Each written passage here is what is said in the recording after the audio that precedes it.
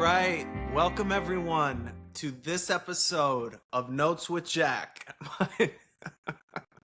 Getting better. For those people who are following this visually, look, my eye is better.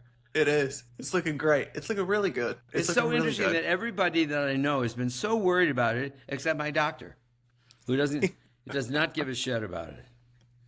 So you think? Okay. I like medical people who are low key. I don't know about you. Yeah. There's entirely too much panic going on Exactly. all the time. Yeah. And too much discussion about new strains of flu and all that sort of stuff. And so I like the fact that he's like, it happens. I do too. Are you one of these people that I'm guessing you're not? But an interesting thing I think with people my age is now when people have any sort of symptom, they look it up on the internet first. I don't. Okay, that's good. Because I feel like the internet is the ultimate, hey, let's panic machine. But that is the trigger of Instagram, Right. and YouTube. I mean, I realize if it weren't for you, I wouldn't be in this century at all. You really are my main line. Right. And the thing is, but I have friends who say, and I now watch people. They're constantly. I was having a pedicure, yesterday or the day before, and there were these men and women in the Korean salon, and they're not communicating. They're looking at videos, and they're looking at and see, people like Lynn Marvis and people who are really smart say you can disappear down that hole. Yeah. And that's how I got the acting job, don't forget. Yeah. Because, I mean, if it hadn't been for Michael Patrick King looking on YouTube and saying Jack O'Brien discusses his career, I wouldn't have had that experience. Yeah, it is sort of, it's like anything in life. It's like, how do you want to use it, right? It's been really important because I think it's like gotten exposure for a lot of people. It's also really dangerous because you can fall down that rabbit hole. But what were you I could tell. What I just wanted to say, I have a thing, we both now know that occasionally it's not yet aphasia. Yeah. Because that's when you can't find the words. I can find them very often. Usually it's people's names that I struggle over. And at this stage in my life, when you realize that let's say my grandparents, I probably meet more people in a month than they met in most of their lives. Yeah. So we're not equipped to, and also if you are a director or a conductor or a person, a teacher even, where you are confronting a lot of people all the time, those images, those connections stay fresh, and then they go to another file altogether. And I mean, I've had people who were in my AIDA in Houston, a cast of 500 people, who will come up to me and say, "Do you remember me?" Right. No, darling, I don't. I guess you don't. Anyway. Yeah. But what I was about to say to you is I have a habit. I am not interested in the medications that I take or the problems I've sustained. I forget, for instance, how many things, like I think they took my gallbladder out, but I don't remember. Yeah. It's true. Yeah. No, it's... And you can't remember the woman in AIDA. You can't remember if they took the gallbladder out. You're really just I think some things are more important than others. But my point is, when it comes to medical practices or medical history or what pills am I taking? Now, one of my favorite things to do is to refill my pill thing for a week. Sure. Why would that please me? I sit down.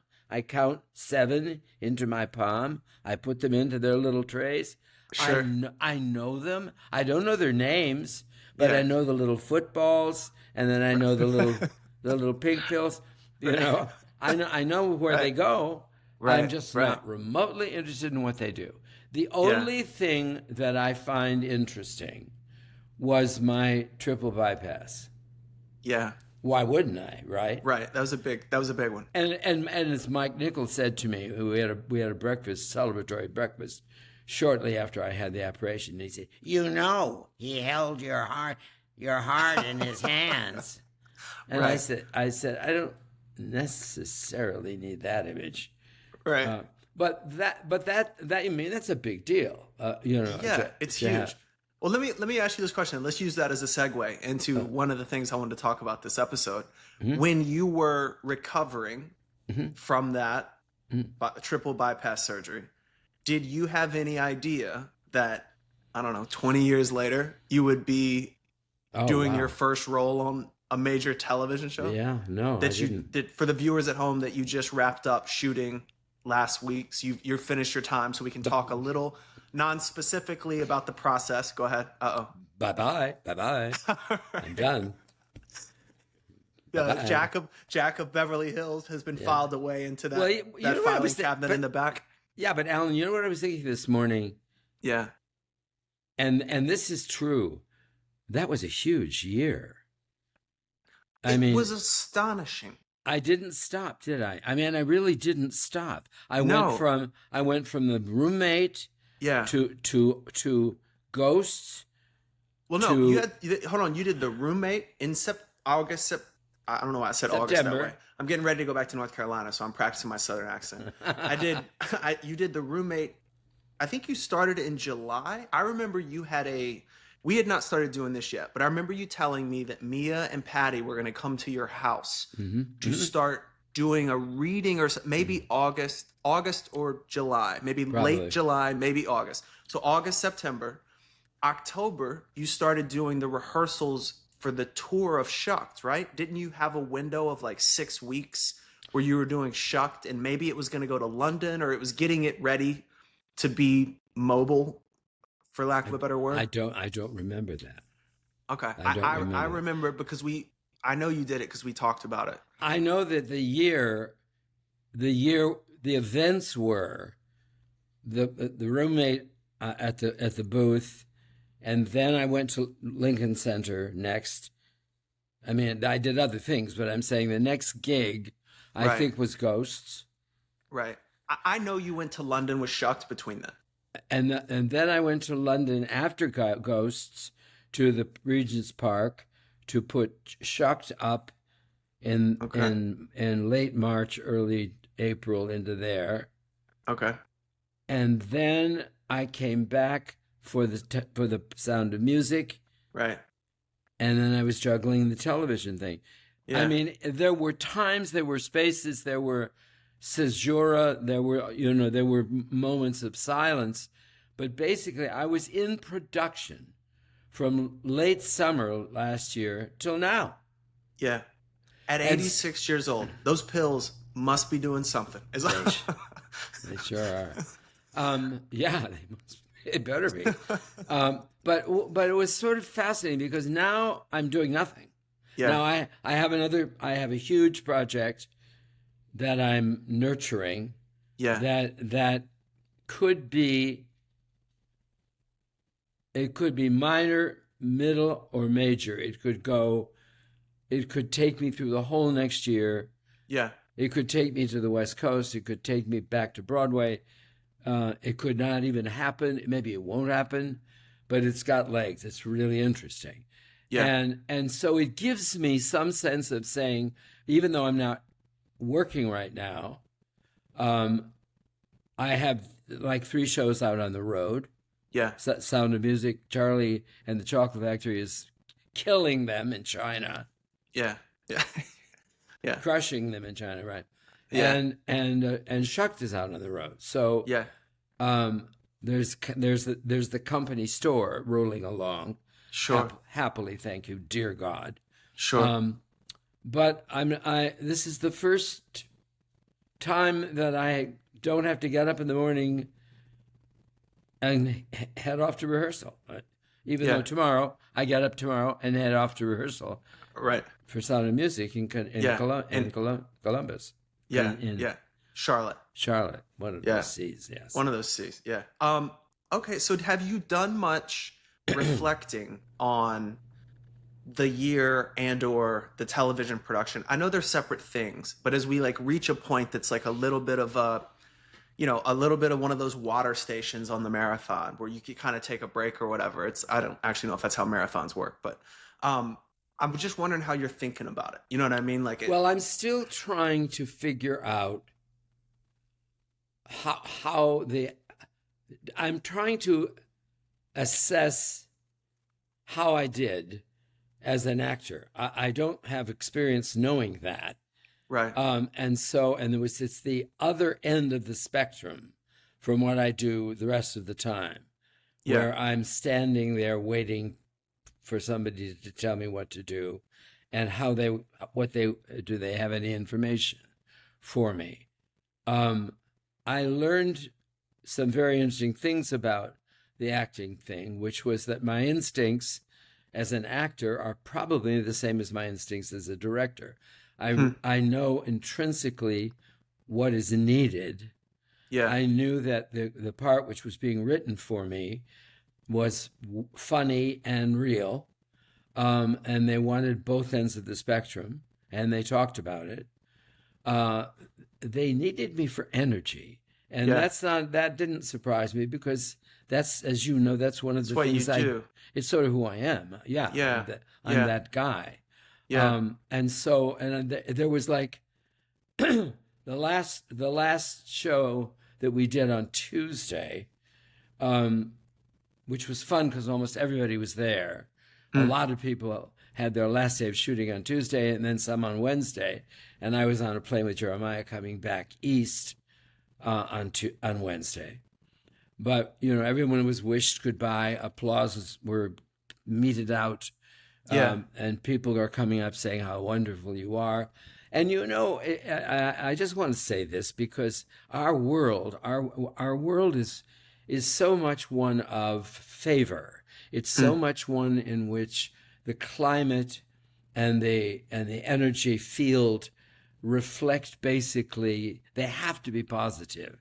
It's Yeah. a space in which people are being vulnerable and creative and inventing and they're contributing and it's supposed to add up to something, and yet until it actually you see it, you don't know if it's any bit good at all. But you do sort of drink the Kool-Aid, Sure. Sure. You can You see have them. to. You have to. You have and to. and so when they kept coming up to me saying how wonderful it was and how they couldn't believe their luck, and you wait till I see this, and I'm thinking they're scared I'm going to have a nervous breakdown. They're just terrified that I'm going to scream and run away.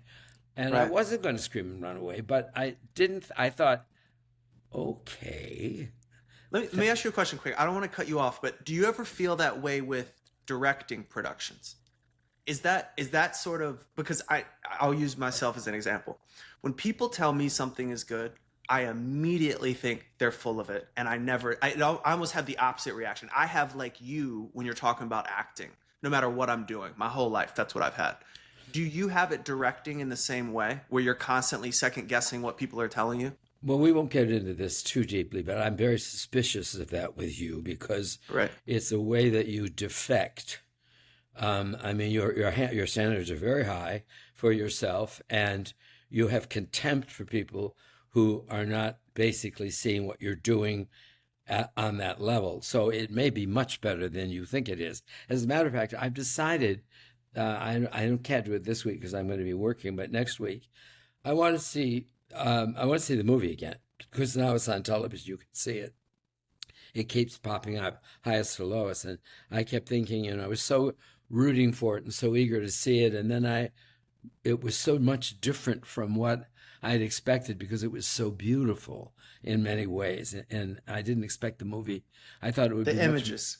I Yeah. thought it would be more noiristic than Yeah. that. I thought it was going to be a hard-boiled, tough, Yeah. sort of edgy thing, and Yeah. it was quite self-congratulatory. Yeah. And It's a love letter to New York. It's very beautiful. About and the very cinematography's beautiful. that's the highlight of the film. Yeah, and they all look really good. Anyway, I want to Yeah. look at it again because I want to hear. I'm not sure what I feel about it, and I'm so keenly connected to wanting to help you or valuing what you think and and trusting you that I need to gain a little bit more perspective on it.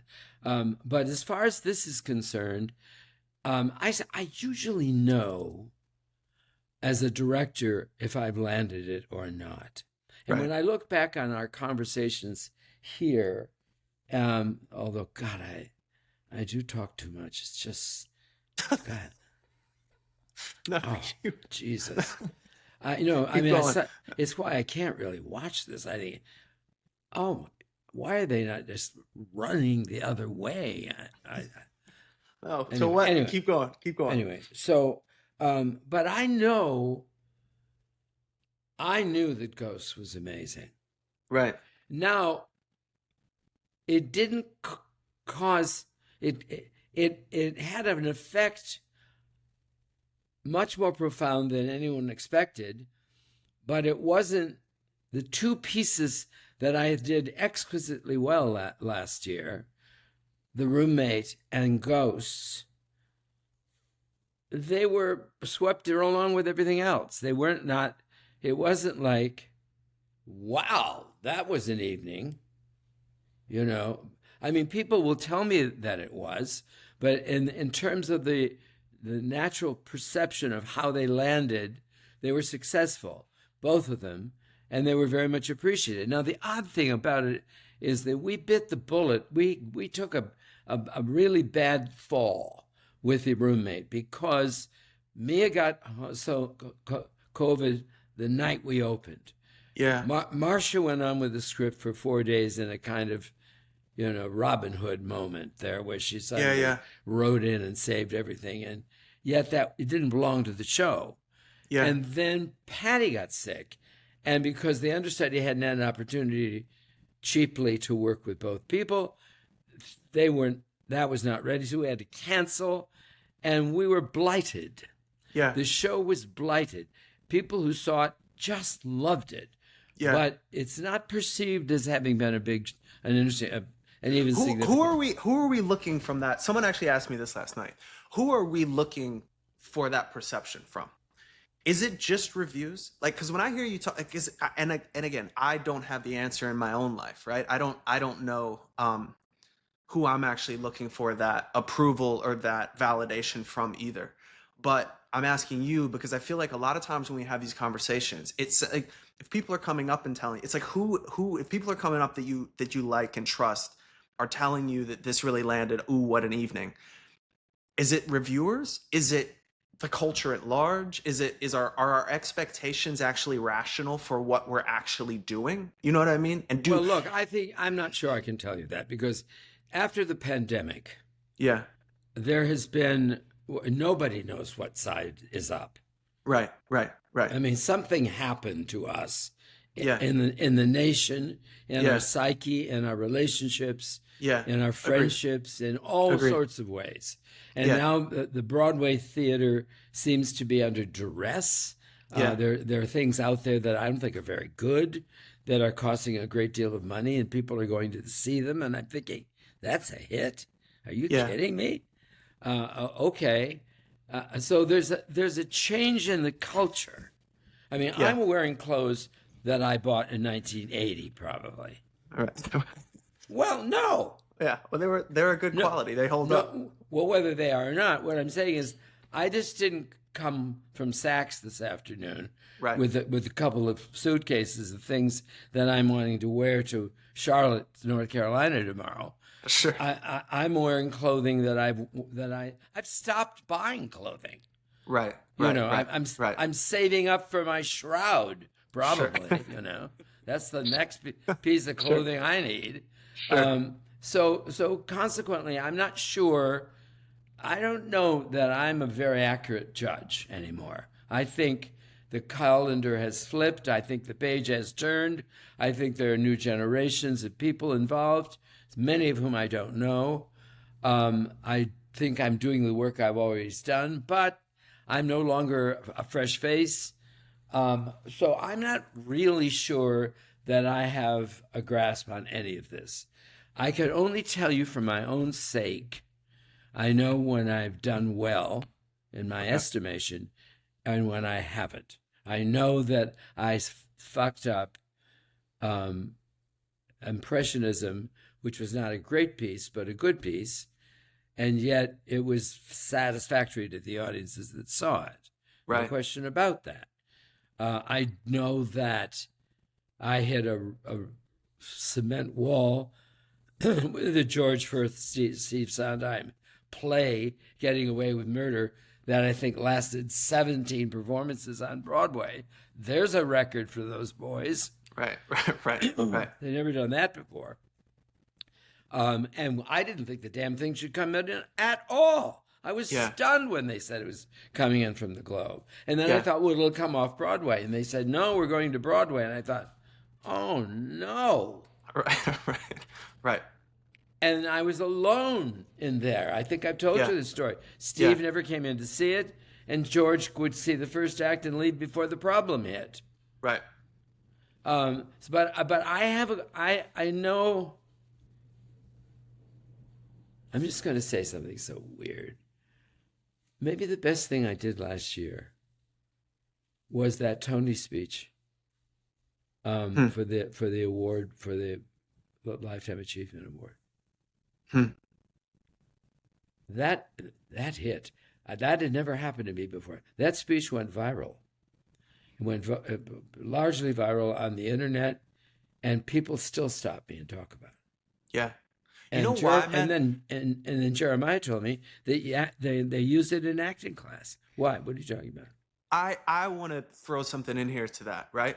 Because I think what is most, and it's why I wanted to do this podcast with you, what the frequency that you're actually throwing off now, the purest, is your love for theater and your love for the arts. And you tried to get that into Ghost with the actors and the scripts, and it didn't quite land with the play. You've talked about trying to do that in other plays. We talked about the Comedy of Errors, maybe it is, in 1969, where that device, like you mentioned another play, and I hate when I forget things. You mentioned another play where you did that. I think that part of the reason that lands so well is you mainlining what is purest in you right now, right? Which I think is also interesting because and this is what, I don't know, man, this is what I wrestle with all the time. It's that you said the page has been turned, you don't know what's up anymore, sort of thing. But like it's because we're looking for the validation from,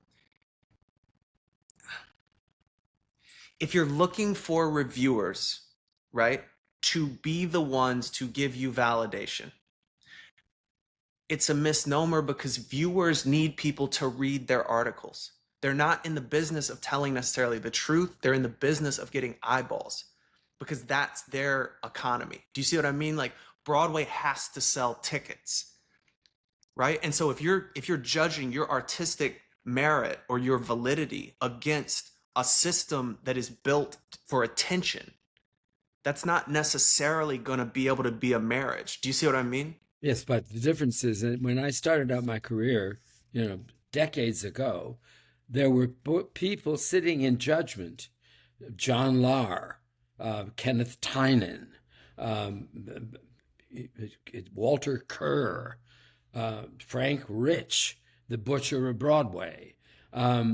They had the absolute stick in their hands, and they said, go or don't go. And that's what had happened. Now there are influencers that are being given free tickets because people are no longer reading papers for they're looking at their screen to find out what people are saying. Yeah, but that's a very different field now. I know, but that's what I'm saying. You're still looking, like, I don't know where those people wrote, right? But let's say one of them wrote for the New York Times when you were coming up, right? Yeah, they did. Well, now the guy writing or woman writing for the New York Times, she's not as much reviewing the piece as she is competing with attention with the influencers. That's right. Do you see what I mean? So exactly right. So to feel like what you're being told about your projects, or it not quite landing, or it not being somehow up to snuff in the way that perhaps you think it is, if you're looking for someone who needs eyeballs to give you that validation, that's not what they're in the business of doing. No. If you look at Highest to Lowest, right? And I've been very I've been very quiet about talking about that movie on purpose because it does me no good to necessarily talk about it, right? No, However, particularly if you don't say good things about it.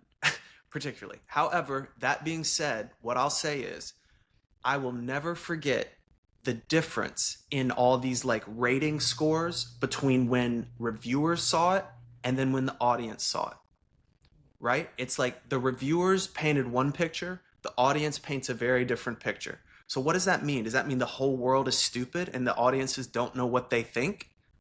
Or does it mean critics are incentivized to present something for sometimes their own benefit or for the benefit of the companies that own them and employ them because they also have a hand in how movies get made? Right? It's like we live in a system that doesn't fit together in the same way anymore. There's no question about that. And as a creator, if you're putting your value into the hands of those people, you can't survive. As a human, you won't be able to survive. Do you see what I mean? Like you're looking for validation from people that have to make sure that the bottom line at the Washington Post is ready. Can I sort of slip into another room here just for a minute? Yeah, dude, we probably should. We're gonna get kicked out of this room. Well, I mean, what we're talking about is unresolvable. Right. And I mean, we can talk about it, but I don't think it affects people as much as it does you and me, because the people who are listening to this, if they're remotely interested in it, we're supposed to be, I think, revelatory in terms of how the creative process brings you together, moves you, why it works, why one is compelled to do it, even though it's a stupid career move. And what we're talking now about is the definition of the refining of how it is interpreted. It's such a mess right now. I don't even find the conversation interesting. But here's why I think it's interesting. Before we jump into it, because we should go in the next room. But before Okay. we do, you're one of the greatest theater directors alive. And you feel like great work that you have done was not recognized by some of these people. Oh, yeah. What would another aspiring creative think when they don't get the tap on the shoulder from certain people? Well, also maybe I'm wrong. Well, or it's like maybe the question we're asking ourselves is wrong. Do you see what I mean? Like I think why I think it's important is because a lot of people that I know that listen to this, they're not just, fans of theater. They may be aspiring they're aspiring maybe a director, an aspiring writer, something like that. It's like they need to know that even the GOAT struggles with getting validation from the gatekeepers. Yeah, that's true. Because that makes them feel less lonely in their pursuit of getting validation from the gatekeepers. Am I wrong that Goethe wasn't published during his lifetime? I think I'm right about that. Maybe so. I know there's lots of stories like that. One of these guys, several of them, but one of these guys like Goethe, who was a giant. Yeah. Couldn't get arrested. I mean, famously, Starry Night, Van Gogh. Yeah, Van Gogh. Yeah. Never sold a painting. Yeah. Except to his brother. Talk about, nepotism. Yeah. I mean, no, here's what I wanted to say today. Yeah. Risk is everything. Risk gets you up in the morning. Risk terrifies you. Risk touches you at that point where suddenly you take a chance because even though it doesn't make sense, you somehow have to. The things that I look back now on, and even if I didn't see them as risky, they were. That is to me what I'm looking for now in my life. Risk. Yeah. Because if it's safe, we're the wrong boys. Yeah. We wouldn't be talking to each other. Yeah. No, I know. I mean, that's exactly, it's funny you use the word risk. That's exactly what I'm struggling with. because I don't know anyone that's risked as much as I did over the past few years, and I didn't win. Yet. Yeah, I know. Everyone can. You can say yet till I'm the I one have in a to say, straw. I have- In a shawl. I- I know. I- I know. I know. I know. I get it. I get it. We don't need to talk Alan, about it. Alan, I know. I'm the living proof of that. No, I know, but what- I never, talk about the goat and all that shit. I'm not that person. I sort of probably am that person, but not perceptively. Yeah. No, I get it. It You doesn't. talk about it's not the anyone. conversation to have. There are tons of directors out there with a higher profile than I do, and none with a list of success like I've had. So I hear this. I ache for you. I know that, but I don't buy it because I believe in you. There's no need, but that doesn't. What I'm saying is, all right. If we want to talk to people about risk, right? Yeah. Right. What about when risk doesn't land? Right? Then how do we navigate it? Do we get back up and do we risk it all again? And that's the thing, I guess, that I'm, if people are listening to this, the thing that I want to be really honest about is that all sounds good in movies like Rocky when he risks everything and it works, right? In reality, when it doesn't quite land, how do we process that, right? In your life, Wendy, can you think about a time you really risked something and it didn't land? Like, what's the thing that pops to mind? Oh, The Selling of the President, my first musical.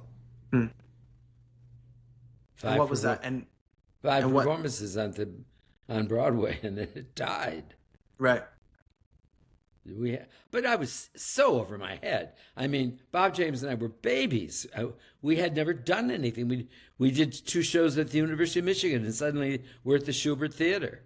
And and we started they wanted us to write some satiric campaign songs, and we ended up with a score that that we thought was as good as Chorus Line or some damn deal. I don't know. And that score still has its defenders out there who are saying, "Well, you should." I was listening to that music. You should revive that show. And you think, no, you should revive that show. I'm not going near it. But Bob left the business. We never worked together again. That dear friendship that when the two of us are still alive and working in our late 80s and still best friends, and I was best man at his wedding and godfather to his child, and it's the oldest loving friendship I own. Yeah. But it was so bad that it stopped us. So what does that teach me or another young person out there who's experiencing that?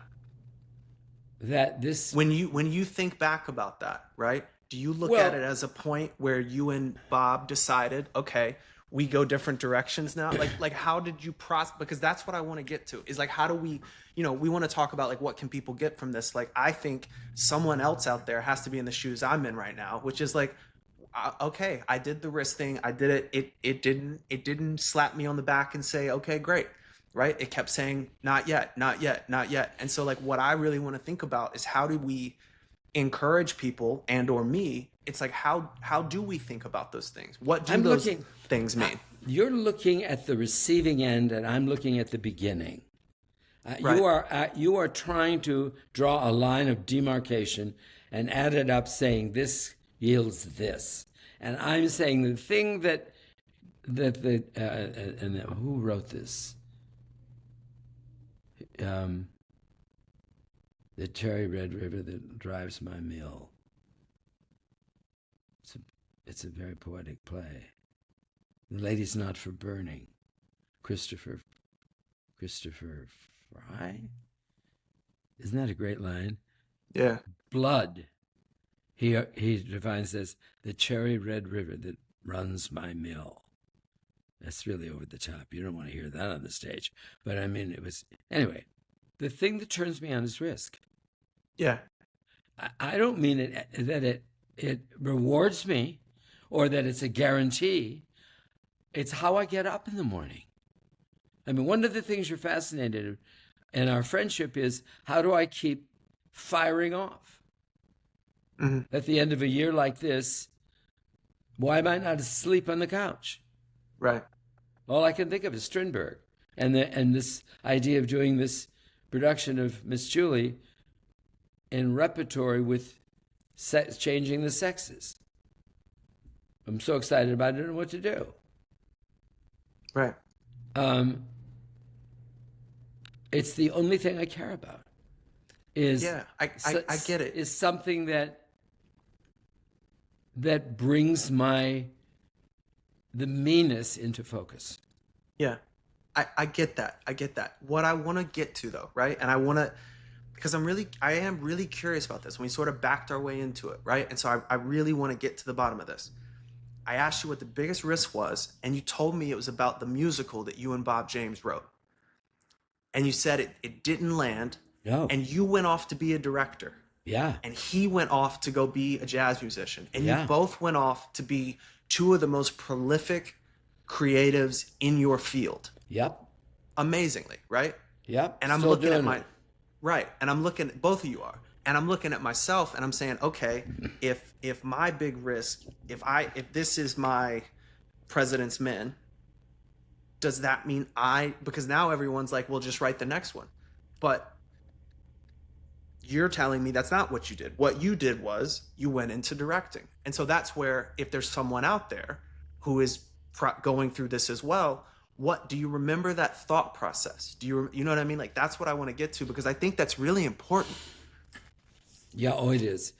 I think that by the time you hit 40, and I didn't, I had a long apprenticeship. I had a sort of obscure decade of the 20s, and then I had an intensely learning curve in the 30s. But the time I got to 40, I had a couple of scalpels in my hands that had heft. Mm-hmm. I was in the right end of the spectrum. I was in the right end of the field. I had attended and listened and watched and served, and whatever it was that I was going to be was happening.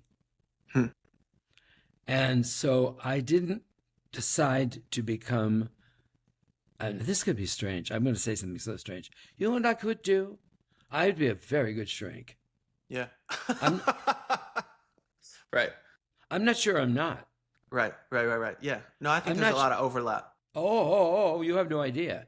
Yeah. I mean, the crowd of neurosis that sweeps by my field of vision every day. Yeah. How am I going to get him or her to feel that? How can I correct this so they think they're not wasting time? Yeah. I have great skill in doing that. Well, we never talk about it, but I really do. Yeah. And I now realize that is a very key element in my success as a director. Yeah. Is my ability to clear the field in front of you and let you see the road ahead. Yeah.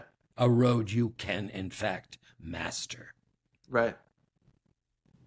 You can't do that by yourself. Most people can't. Right. That's what.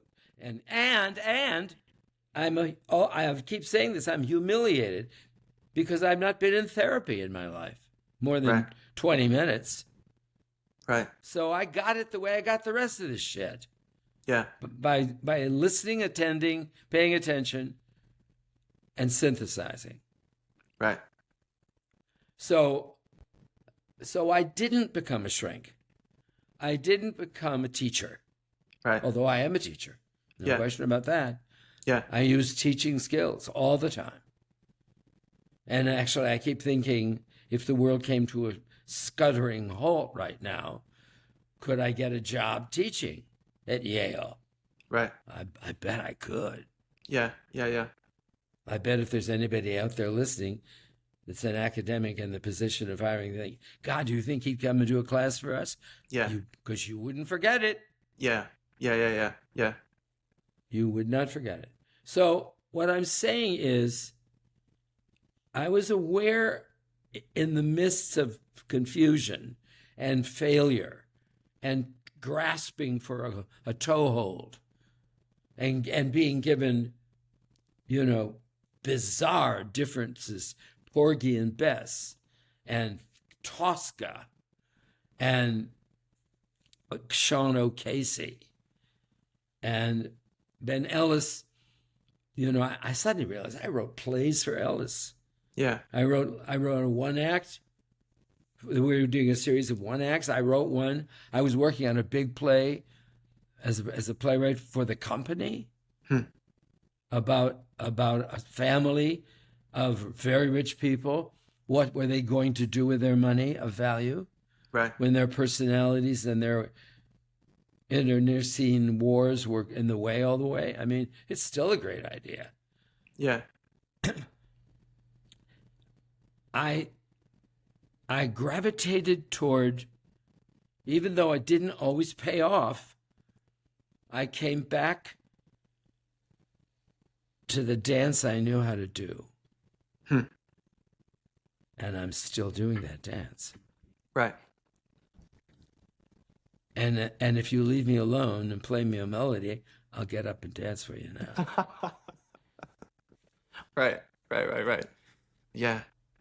Interesting. Because I think that's it, Helen. I think that's it. Back to the insects in the field. That resonating sound that is heard by another insect that says we can procreate. We are meant to be together.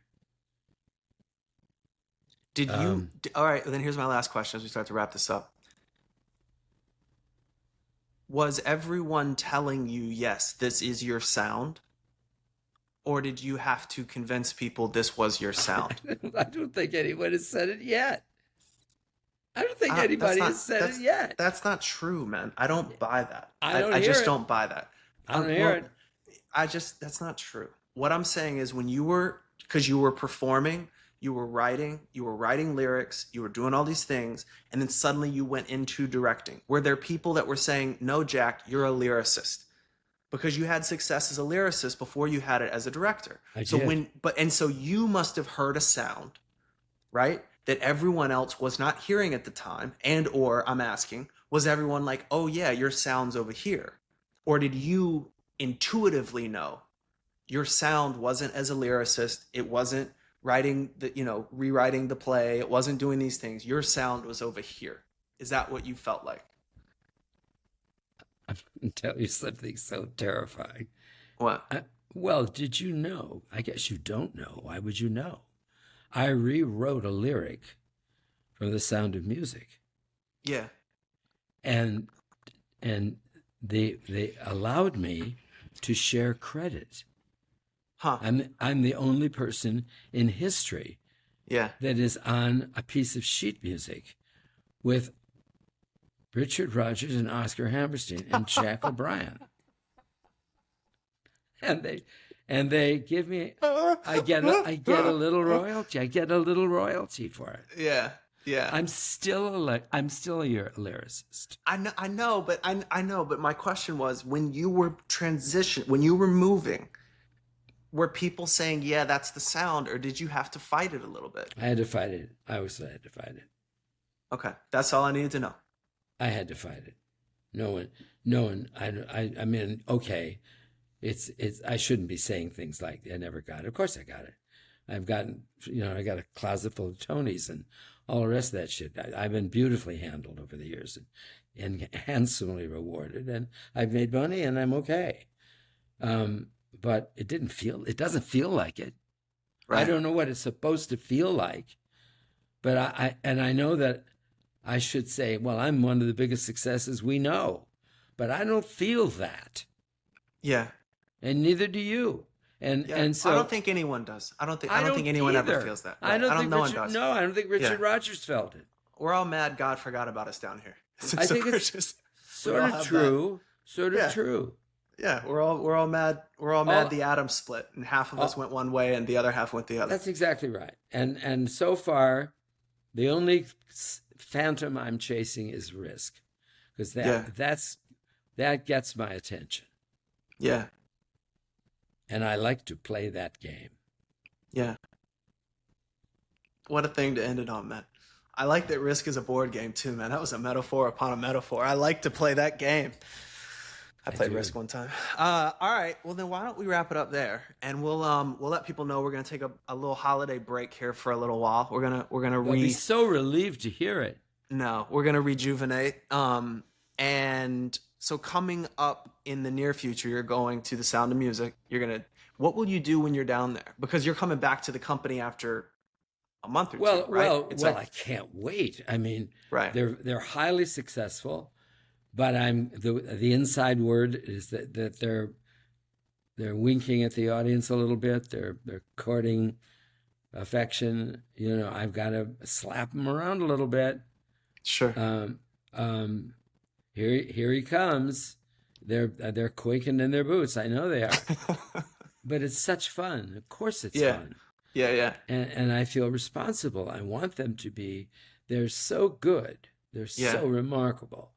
And it's hard, you know, a production of Oedipus has just opened on Broadway. And it's Robert Ickes did the direction. Is that the one you saw in London? Yes, that you told me you liked so much? Okay. I did. And I've had people think, yeah, it's okay. Yeah. And I thought, you know, when the Greeks did these plays, they didn't do a run. Right. They didn't go on the road with Oedipus. Right.